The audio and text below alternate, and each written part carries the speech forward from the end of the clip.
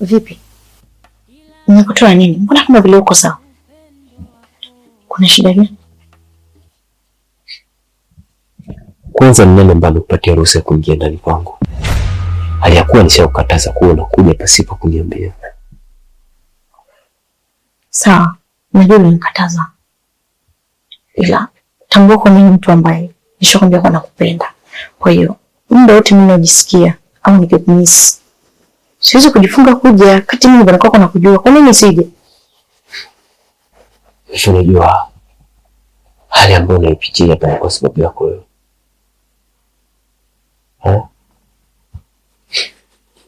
Unajua kwamba wewe ndio umenisababishia yote mpaka mwanamke ambaye nilikuwa nampenda niache kwa sababu yako. Kwa nini wewe mwanamke unakuwa kiangalia hivi unakuwa kinyanga? Sawa. Ndio kwa ndio unitaki na unihitaji kwenye maisha yako.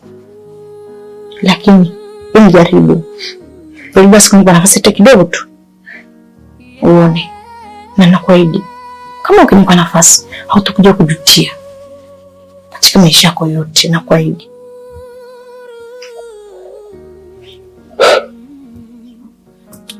Melinda, mimi nilikuwa najua kwamba wewe ni mkubwa. Nilikuwa nahisi kwamba unajua vitu vingi. Hivi ulishai kupenda?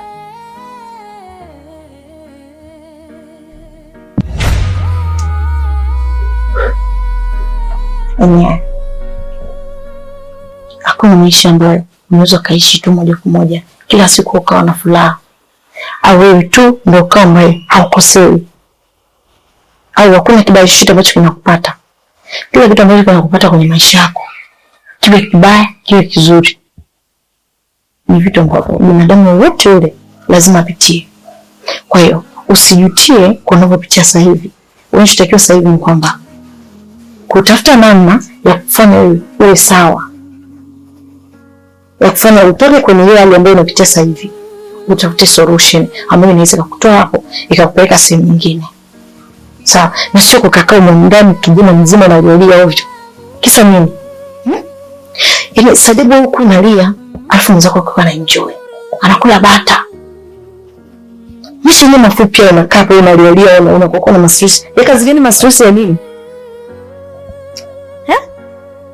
Yaani kipi ambacho kwa nini kuvutiwe? Kipi? Mbona ukajilizaliza hapo? Lakini mimi jinsi gani nilikuwa nampenda Neema.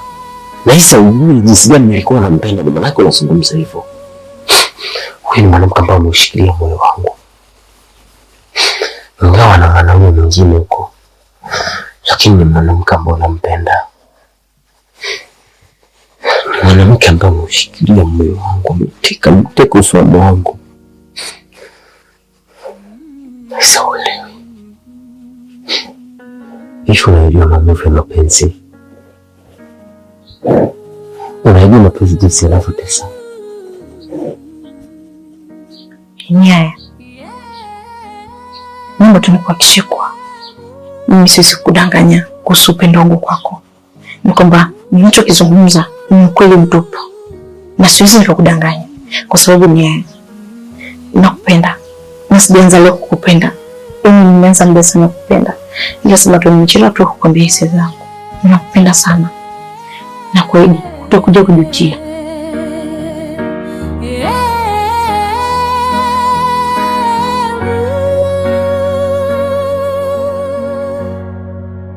Unaweza unampenda mtu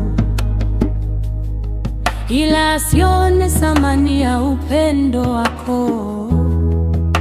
Mapenzi yanaumiza sana.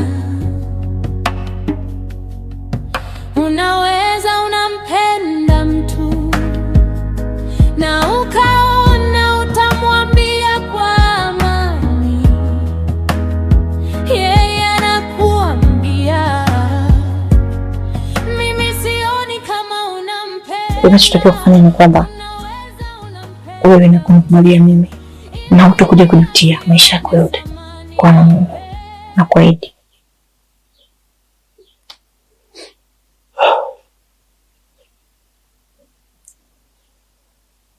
Ahadi hizo ni zipo, na hata mtu kimuuliza hivyo anampenda Mungu, atakwambia anampenda Mungu, lakini maoni yake hayupo kabisa. Mimi nakupenda. Saizi zimekuwa kama hadithi za bunuasi. Nisani kama wewe unanipenda kweli kama unavyosema. Ninakupenda kweli na namaanisha, naongea kutoka moyoni. Ninakupenda sana na utakujani kujilaumu kwa nini unanipenda au kwa nini unanikubalia.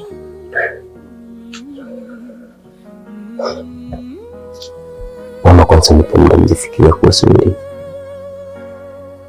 Sawa, haina shida.